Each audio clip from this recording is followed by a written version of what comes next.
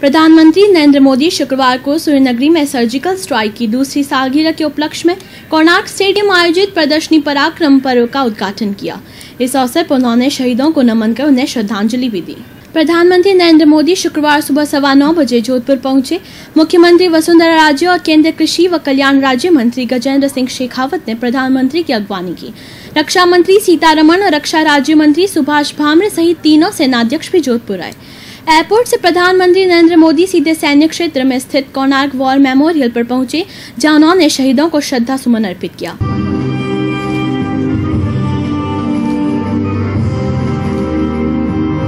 Konark war memorial पहुंचे मोदी ने 1965 और 1971 के शहीदों को पुष्प चक्र अर्पित किया और उन्हें श्रद्धांजलि दी।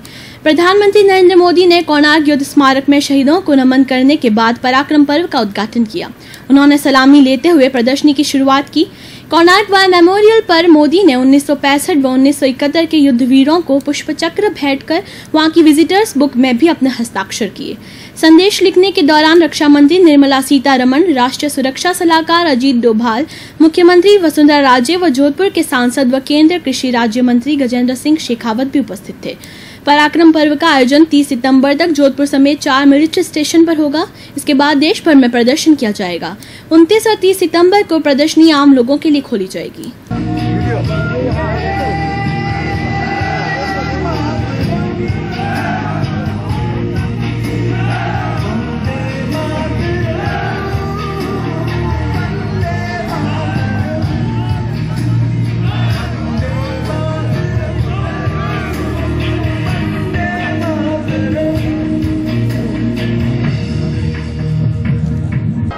पराक्रम पर्व ये मार्क करता है सर्जिकल स्ट्राइक के 2nd एनिवर्सरी को, इसलिए इस उपलक्ष्य में इसको मनाया जा रहा है। जोधपुर के लिए इसका खास हो जाता है क्योंकि यहाँ पे कोणार्क स्टेडियम में आज माननीय प्रधानमंत्री श्री नरेंद्र मोदी जी खुद यहाँ पे पधारे और उन्होंने इस पराक्रम पर्व का यहाँ पर उद्घाटन किया।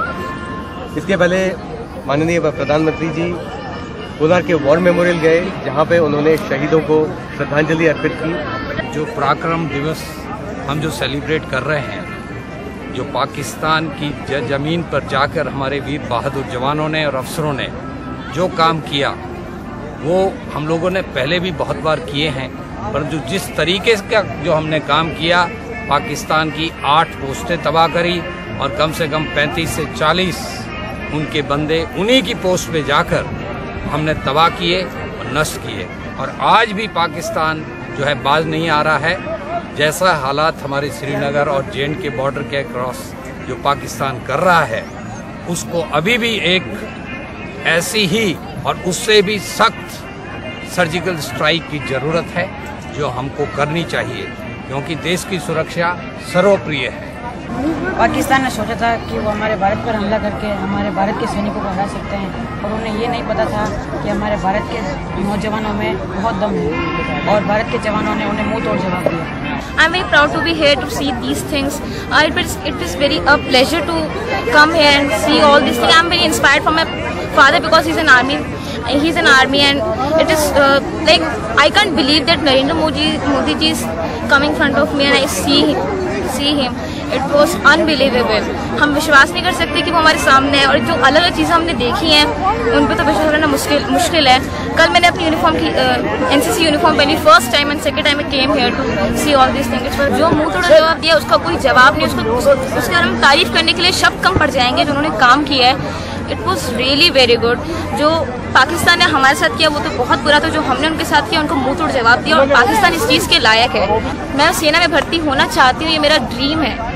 मैंने 4th क्लास में पहली बार NCC स्टूडेंट्स को देखा था, तब से मेरे दिल में चाहे कि मैं बनूं NCC की कैडेट। इंडिया में सबसे शॉकिंग न्यूज़ तब था जब हमारे इंडिया में उड़ी अटैक हुआ था, जिसमें बहुत सारे जवानों की शहादत हमें देखनी पड़ी थी, लेकिन पूरा देश उससे बहुत सहम गया था कि ऐसा कैसे हो सकता है। लेकिन 28 सितंबर को नरेंद्र मोदी ने इसका जवाब सर्जिकल स्ट्राइक के रूप में दिया था, जिससे हमारे जवानों ने पाकिस्तान की सीमा में घुसकर वहां के घुसपैठियों को मार गिराया था, और पाकिस्तान को एक करारा जवाब दिया था कि हिंदुस्तान किसी से कम नहीं है और हिंदुस्तान को भी जवाब देना आता है। मैं मोदी जी से बस ये कहना चाहती हूँ कि हमें एक और सर्जिकल स्ट्राइक चाहिए, जिससे आप पाकिस्तान को मुंह तोड़ जवाब दे सके और हमारी सेना के लिए कुछ और कीजिए। राफेल डील आपने बहुत अच्छी की है हमारी वायुसेना के लिए। जो भारत के जवानों ने पाकिस्तान के जो बेस कैंप वगैरह इन सबको तबाह कर दिया था 2 साल पहले, और अभी कुछ समय पहले श्री माननीय प्रधानमंत्री नरेंद्र मोदी जी आए और उनके आने से हमें काफ़ी खुशी हुई,